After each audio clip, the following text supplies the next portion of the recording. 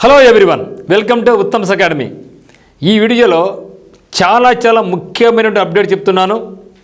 మనకు 13/5/2025 నాడు AP high court తనకి అఫీషియల్ వెబ్సైట్లో ఈ యొక్క విషయం తెలిసింది.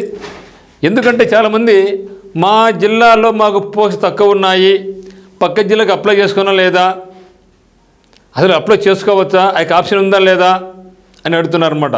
యాక్చువల్ అయితే అప్లికేషన్ ప్రాసెస్లో మనకి ఏం చెప్పలే, అప్లై చేసుకోవచ్చు అప్లై చేసుకోవద్దని. కానీ ఇప్పుడు అప్లికేషన్ ఓపెన్ అయిన తర్వాత అప్లికేషన్ ప్రాసెస్ చూసిన తర్వాత మనకు ఒక మంచి విషయం అర్థమవుతా ఉంది. దీని మీద కూడా మనకు ఏపీ హైకోర్టు ఒక మంచి అప్డేట్ తీయడం జరిగింది. అది ఏదంటే మరి ఒక అభ్యర్థి ఎన్ని జిల్లాలకు అప్లై చేసుకోవచ్చు, ఎంత ఫీజు కట్టాలి అనే దాని మీద కూడా క్లారిటీ తీయడం జరిగింది. మరి ఈ యొక్క అప్డేట్ను మీ ముందుకు రావడం జరిగింది. ఎందుకంటే ఈరోజు మనకు ఈ యొక్క నోటిఫికేషన్ అంటే అప్లికేషన్ ప్రక్రియ స్టార్ట్ అయిన తర్వాత చాలామంది మిత్రులకు యొక్క డౌట్ ఉందన్నమాట. నా జిల్లాలో ఏమో పోస్టులు లేవు, పక్క జిల్లాలో ఎక్కువ ఉన్నాయి, నేను అప్లై చేయన్నా వద్దా, ఏందబ్బా అర్థం కానీ తల గోక్కుంటున్నారనమాట. అటువంటి వాళ్ళ కోసం ఒక ముఖ్యమైన అప్డేట్ చూస్తాం.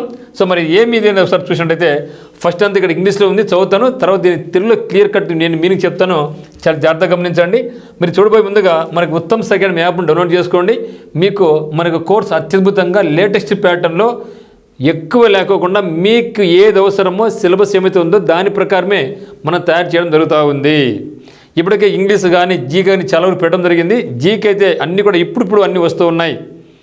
అందులో సార్ మీ దాంట్లో యాప్లో చాలా లేవు, మిగతా అందరూ పెట్టారంటే ఎస్, మిగతా అందరూ పెట్టారు. ఎందుకు పెట్టారంటే వాళ్ళు ఏం చేస్తున్నారు, మొత్తం డంప్ చేసి పెట్టేసినారు. అంతా group 1 syllabus, group 2 syllabus dump చేసినారు. అది మనకు అవసరమా? అనవసరం చదివి టైం ఎందుకు వేస్ట్ చేసుకోవాలి? అది నా పద్ధతి కాదు. కాబట్టి నేను మీకు ఏది అవసరమో సిలబస్ ప్రకారం ఒకటే గమనించండి. నోట్ వచ్చి 1 వీక్ అయింది, అంతా ఎట్లా వచ్చిందండి అప్పుడే, హౌ ఇట్ ఈస్ పాసిబుల్? నేను మీకు అన్నీ అప్డేట్ చేస్తూ ఉన్నా. ఒక కరెంట్ అఫైర్స్ కావచ్చు, జిల్లాల యొక్క సమాచారం కావచ్చు, ఇవన్నీ కూడా మీకు అప్డేట్ ఎన్ని రోజుల వరకు, ఎగ్జామినేషన్ వరకు మీకు అన్ని అప్డేట్, ఏమైనా మార్పులు చేర్పులు ఉంటే అన్నీ కూడా మీకు అందిస్తా. కాబట్టి ఖచ్చితంగా మన యొక్క ఉత్తమ్స్ అకాడమీ యాప్ను ఆఫ్లైన్లో coaching turning point, online coaching Uttam's academy. మరి మీకు ఆన్లైన్ అయినా సరే ఆఫ్లైన్ అయినా సరే మీకు రెండు కూడా అందుబాటులో ఉన్నాయన్నమాట. ప్రతిదీ దేనికి అదే ఉందన్నమాట. మీకు ఏ డౌట్స్ ఉన్నా కూడా మన యొక్క నెంబర్స్ అయితే మాత్రం మీరు కాల్ చేయండి. మరి ఒకసారి చూస్తే ఇక్కడ వచ్చినటువంటి పాయింట్ నెంబర్ 9లో ఇది క్లియర్ కట్ చెప్పడం జరిగింది. ఏం చెప్తున్నారంటే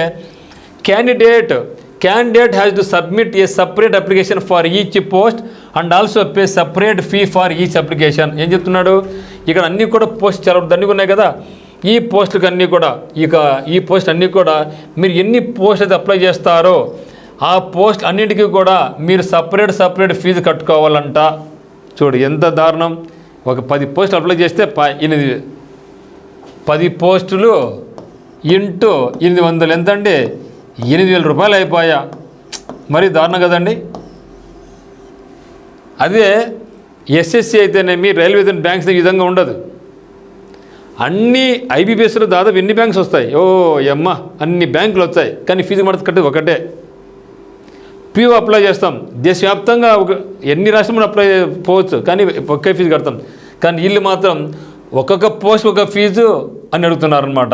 ఇది కొంచెం మాత్రం అభ్యర్థి కొంచెం ఇబ్బంది కలిగించేటటువంటిదే. ఇక్కడ candidate has to submit A separate application for each post and also pay separate fee for each application. ప్రతిదానికి కూడా మీరు ఫీ సపరేట్ కట్టుకోవాల్సిందే. ఎన్ని పోస్టులు అయితే అప్లై చేస్తారో అన్నిటి కూడా వేరు కట్టుకోవాల్సిందే చెబుతూ, the candidate while applying for each post can indicate 1 or more districts in which he or she seeks an appointment for that post. ఒక అభ్యర్థి ఒక జిల్లాని కోరుకోవచ్చు, లేదా పక్కన 2 జిల్లాలు 2వ జిల్లా కోరుకోవచ్చు, 3 జిల్లాని సరే కోరుకోవచ్చు. ఓకే, ఏం చెప్తున్నాడు? మీ సొంత జిల్లాని కోరుకోండి, పక్క జిల్లాని కోరుకోండి, ఇంకొక జిల్లాని కోరుకోండి, మీ ఇష్టం. 1 or more, ఒక జిల్లా లేదా అంతకంటే ఎక్కువ జిల్లాలు కూడా మీరు కోరుకోవచ్చు. కానీ మీరు అదర్ జిల్లా కోరుకున్నప్పుడు మీకు నాన్ లోకల్ కింద వస్తారు. అయినా కూడా మీరు ఫీజు మళ్ళీ వేరు కట్టుకోవాల్సిందే. చూసారా లాజిక్?